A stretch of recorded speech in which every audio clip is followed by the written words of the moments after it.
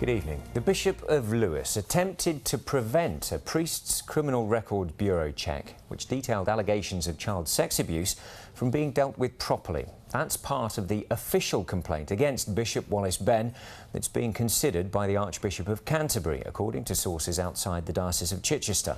Well, the CRB check should have been handed over immediately to the person in the diocese responsible for the protection of children. The check was carried out on Canon Rideout, who's since been charged with 38 sexual offences against children. Bishop Wallace Benn remains in position and is challenging the allegations against him. Our Home Affairs correspondent Colin Campbell has this exclusive story. He's accused of breaching important safeguarding rules designed to keep children safe. It's claimed Bishop Wallace Benn attempted to prevent a CRB disclosure completed on this priest, Canon Rideout, being dealt with properly. Canon Rideout is a close friend of the bishop's. He's also a retired priest, recently charged with multiple sexual offences against children. Well, I can't see any reason at all why a CRB check should be delayed. Indeed, I can only see reasons why it should be acted on immediately. Why? Because a child may be at risk. My name is Bishop Wallace Benn, and here I am on a sunny morning in Eastbourne. We've learned Bishop Wallace Benn accompanied Canon Rideout to a police station in 2002, where the priest was arrested. Canon Rideout was at this stage facing 3 allegations of sexual abuse against children. Like all part-time clergy, Canon Rideout was in 2010 told to undertake an enhanced CRB check. We understand the completed CRB form was sent to Bishop Wallace Benn's office in August 2010. We've been told it showed allegations of child sex abuse made against Canon Rideout in the 70s and detailed his arrest in 2002. But we understand the safeguarding advisor to the diocese only found out about the blemished CRB in September, 3 weeks later, and then only from someone else. Canon Rideout was then immediately suspended. If that's true, it's showing that a bishop is not following the safeguarding procedures.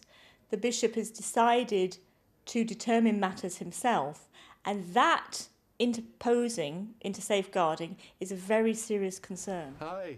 Bishop Wallace Benn has been heavily criticised in the past. In 2011, he was described as being negligent by former High Court judge Baroness Butler-Sloss. Her report revealed he'd allowed 2 priests accused of abuse, Roy Cotton and Colin Pritchard, to remain in position when they posed a significant risk. He gave Colin Pritchard permission to continue in ministry after he had been charged and was on bail awaiting trial for child sex offences. Phil Johnson was abused by Cotton and Pritchard and is concerned by the latest allegations against the bishop.